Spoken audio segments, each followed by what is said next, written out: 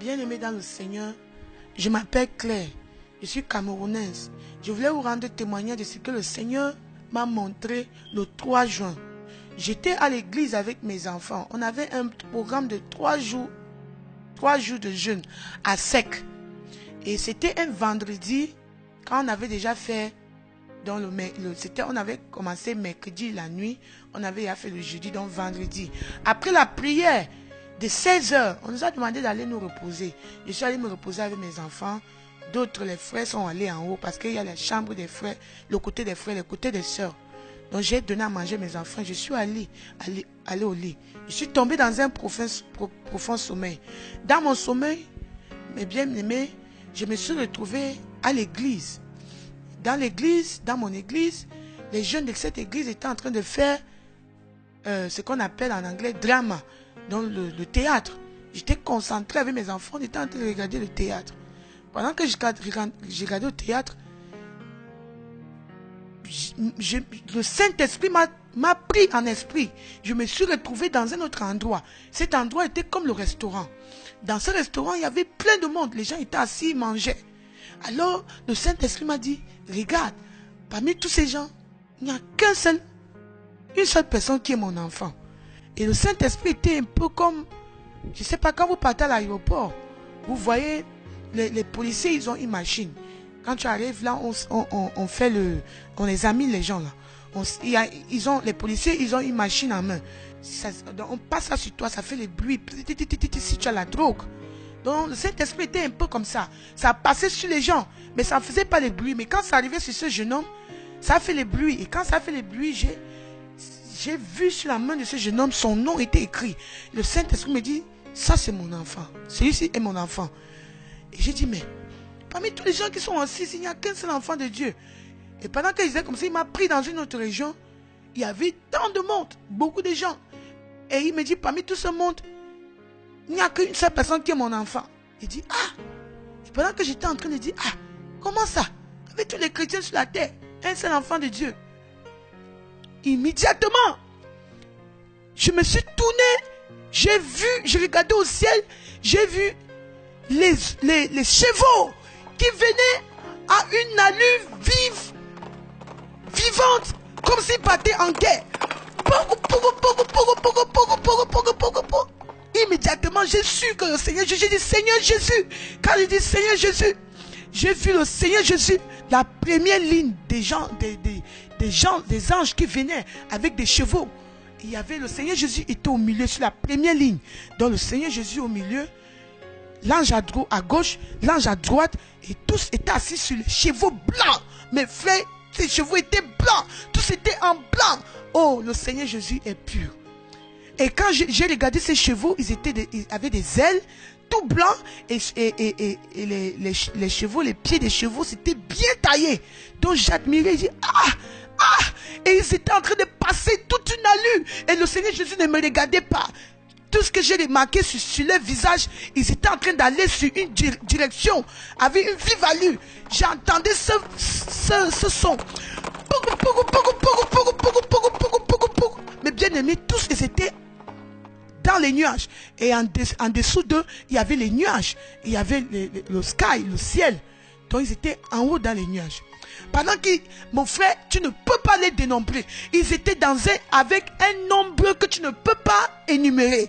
Et ils venaient à une vive allure, ils sont passés comme s'ils partaient en guerre. Et je me disais, mais où est-ce qu'ils vont? Où est-ce qu'ils vont? Où est-ce qu'ils vont?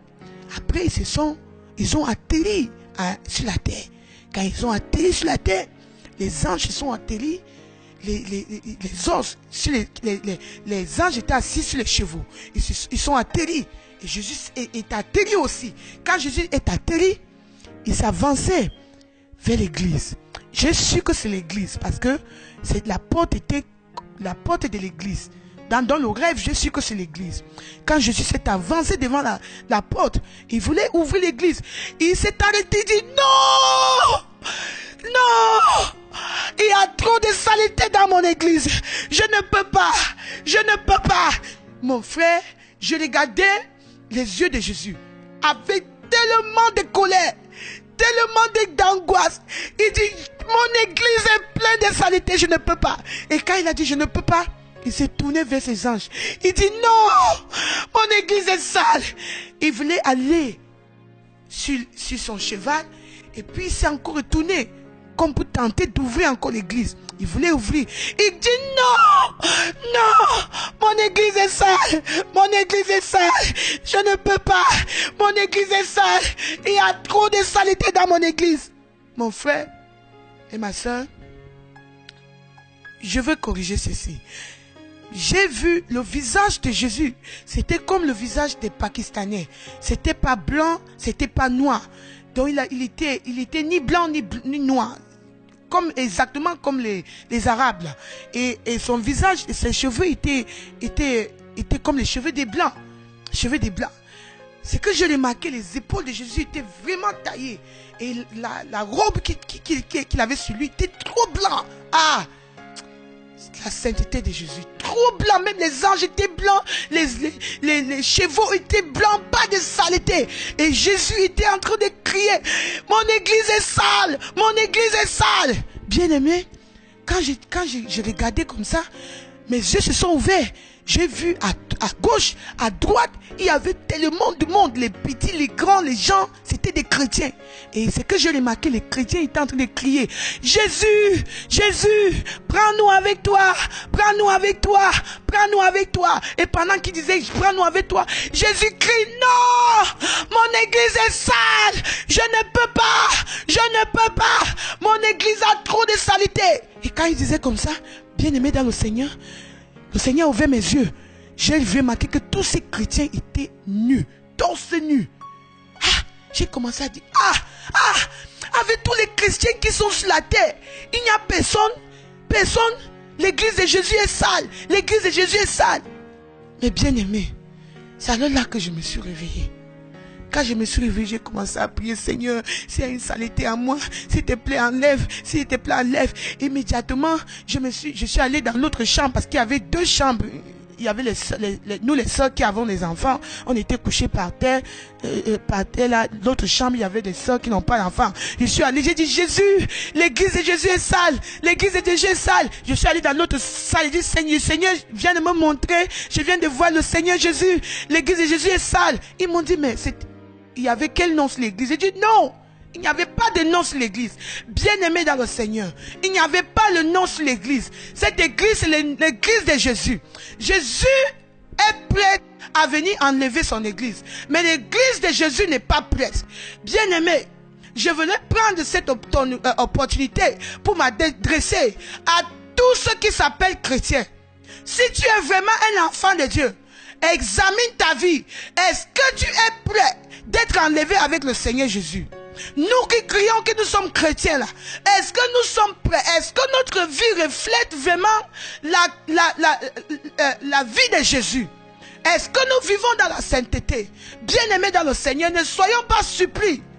Préparons-nous parce que le grand jour arrive. Jésus-Christ arrive et il arrive dans la colère. Il vient pour rendre à chacun selon son œuvre. Donc il est temps, mon bien-aimé, que tous les pasteurs, que tous les chrétiens s'asseyent ensemble et commencent à crier au Seigneur le pardon, la sanctification à l'intérieur et en extérieur. Est-ce que la façon que tu agis, est-ce que la façon dont tu parles, est-ce que la façon dont tu te comportes reflète vraiment la sainteté de Christ? La façon dont tu parles, la façon dont tu t'habilles, la façon... Bien-aimés dans le Seigneur, Jésus revient bientôt. Réveillons-nous. Réveillons-nous. Parce que Jésus arrive. Il arrive pour rendre à chacun selon ses œuvres. Bien-aimés dans le Seigneur, c'est ce que je voulais partager avec vous aujourd'hui. Si là où tu es, tu n'as pas encore donné ta vie à Jésus, repens-toi. Afin qu'il se fasse tard.